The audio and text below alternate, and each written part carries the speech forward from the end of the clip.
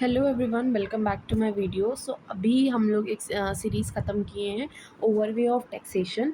अब हम लोग देखते हैं नेचर ऑफ टैक्सेशन। ठीक है, तो नेचर ऑफ टैक्सेशन में जो पहला नेचर है वो इम्पोजिशन ऑफ टैक्स की बात कर रहा है। ठीक, इम्पोजिशन ऑफ टैक्स का मतलब क्या होता है कि ये एक लीगल अथॉरिटी इम्पोज करती है टैक्सेस को, जो कि यूजुअली गवर्नमेंट ही होगी लीगल अथॉरिटी।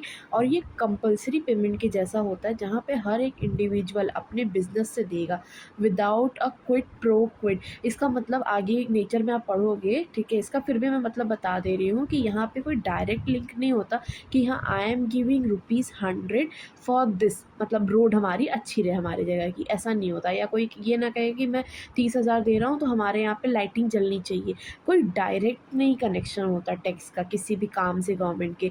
ये एक ऐसा होता है कि ये फंड बन के जाता है, वहाँ पे वो काम करते हैं। तो पहला ये बोल रहा है कि इम्पोजिशन ऑफ टैक्स मतलब वहाँ पे इम्पोज कर देते हैं कि आपको तो टैक्स देना ही है, आप इससे अपना पीछा नहीं छुड़ा सकते। ये एक कंपलसरी पेमेंट है, ठीक है।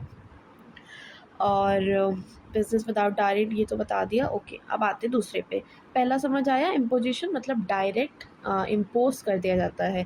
Now legal authority, as I said earlier कि आपका ये जो टैक्सेशन का प्रोसेस है ये एक लीगल अथॉरिटी ही टैक्स लगाती है, इसके अलावा कोई और नहीं टैक्स लगा सकता, जो कि आर्टिकल 265 भी कहता है, जो ओवरव्यू में मैंने बताया था।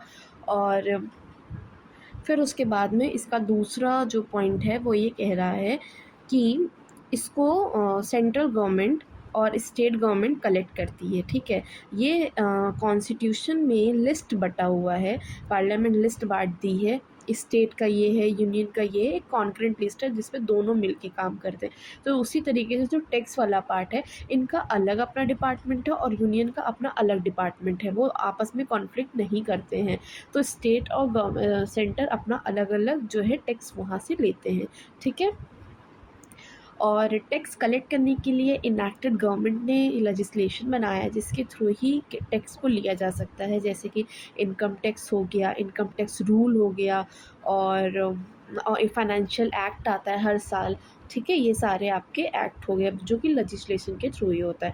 Now compulsory payment, the third topic, जहाँ पे क्या जा रहा है कि ये ऐसी पेमेंट है, ऐसा एक चार्ज है जो कि किसी भी इंडिविजुअल को देना ही है, वो अपना इससे पीछा नहीं छुड़ा सकता है। सबसे पहला इम्पोजिशन, कि हर एक बंदे पे इम्पोज किया जाएगा, कोई भी उससे वेव्ड ऑफ नहीं कर सकता। दूसरा, ये लीगल अथॉरिटी ही इम्पोज करती है, कोई और के पास पावर नहीं है। वो लीगल अथॉरिटी कहाँ से बनती है?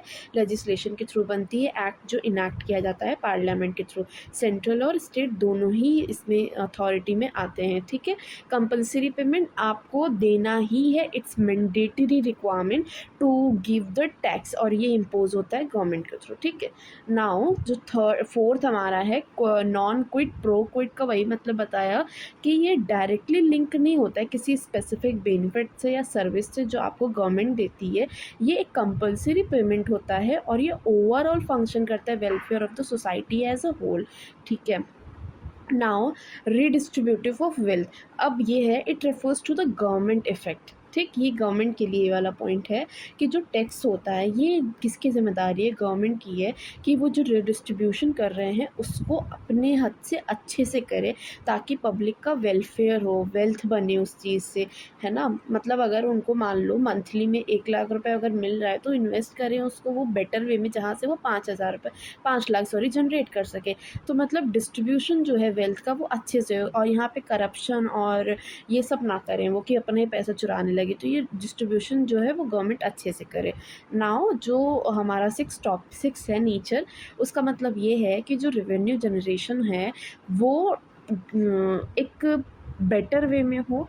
प्राइमरी पर्पस ही यही होता है कि जो गवर्नमेंट है वो ऐसा कुछ इन्वेस्ट कर दे कि वहाँ से भी रेवेन्यू आ सके, ठीक है। It's a primary purpose of taxation as it provide the government with the necessary fund to finance public expenditure and provide essential service to its citizen and its national resource of fund। Okay, so ये हमारे 6 point हो गए। Next part में हम लोग जो है nature को वो करेंगे, सो सॉरी कैरेक्टरिस्टिक्स को करेंगे डिफाइन।